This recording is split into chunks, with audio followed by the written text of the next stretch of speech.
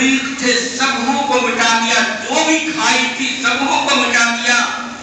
बादशाह हो या नौकर हो, अमीर हो या गरीब हो, इस्लाम ने हर इंसान को एक बना दिया। सबों के बीच मुसावियत का वो मिसाल कायम किया जो आज तक दुनिया में कितनों बड़ी जमहूरियत के दावा करने वाली हुकूमत हो वो नहीं कर सकती।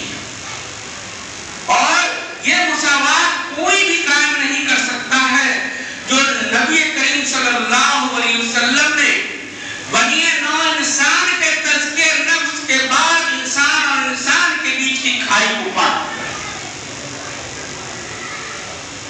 और अल्लाह के नबी जो आए तीसरी सिफत जो मैंने आपके सामने इससे पहले अर्ज किया था, किताब और हिकमत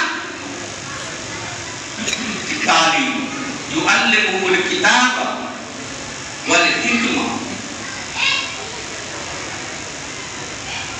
सिर्फ किताब पढ़ लेने से इल्म आ जाता है, जानकारी हो जाती है, इल्म नहीं आता है।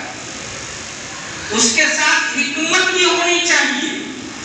और इसी को नबी करीम सल्लल्लाहु अलैहि वसल्लम ने जो फरमाया, अल हिकमतु दालतुल मोमिन व ऐना वजदहा फहुवा अहक्कु बिहा।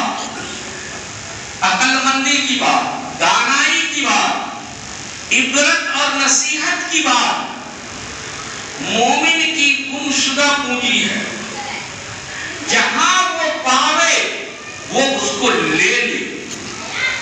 यानी कि दानाई और हिकमत की बात जो होती है वो मोमिन की दौलत है, मोमिन की दौलत है, दूसरे की नहीं है। जहां से उसको मिल जाए वो अपना समझ करके ले।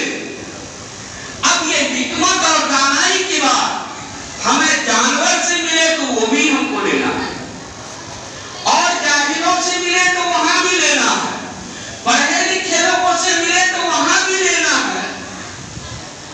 लुकमान हकीम से किसी ने पूछा कि आप इतने बड़े हकीम कैसे बन गए, इतने बड़े दानिश्वर कैसे बन गए?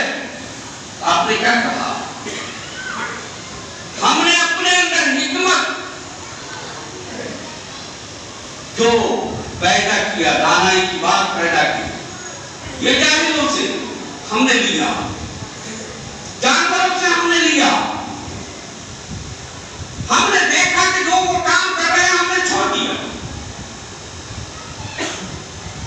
और इसी को नबी करीम सल्लल्लाहु अलैहि वसल्लम ने कहा, जहां से भी नसीहत की बात मिले और बगैर हिकमत के इल्म जो है वो ऐसे ही है जैसे गधे के ऊपर बहुत सारी किताब को लोड कर दिया।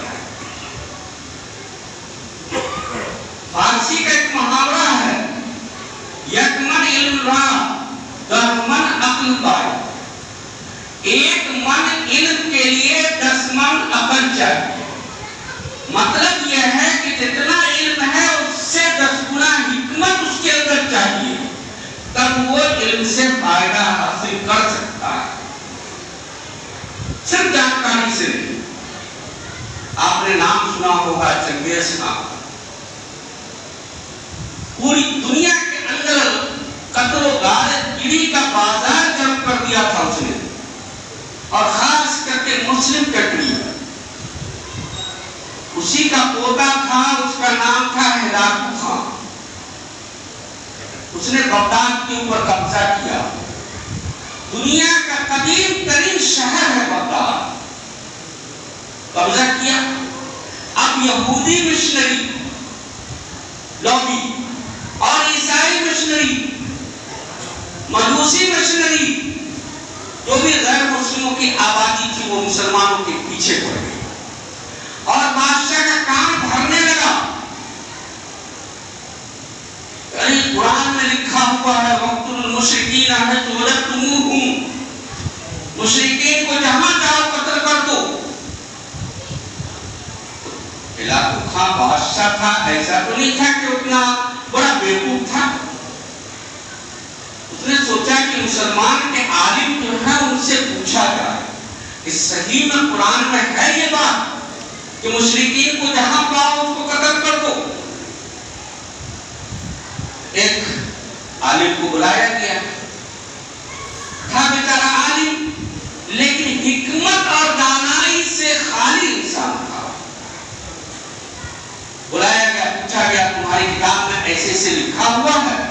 اس نے کہا ہاں بالکل لکھا ہوا ہے۔ کون کہہ سکتا ہے کہ قرآن کے اندر نہیں ہے؟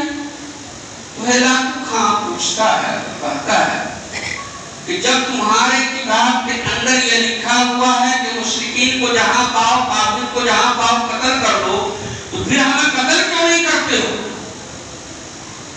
اس عالم نے جو حکمت سے خالی تھا کہتا ہے کہ ہم آج قتل نہیں کر رہے اس لیے کہ ہمارے پاس طاقت نہیں ہے، جب ہمارے پاس طاقت اور قوت ہوگی تب ہم قتل کریں گے۔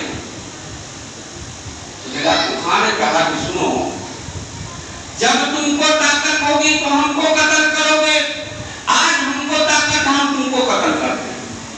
اس عالم کو اسی جگہ قتل کروا دیا اور اس کے بعد اس نے اعلان کر دیا کہ بغداد کے اندر یا ہماری حکومت کے اندر ایک بھی مسلمان زندہ نہ رہے، سب کو قتل کر دو۔ اب ہو گیا قتل عام۔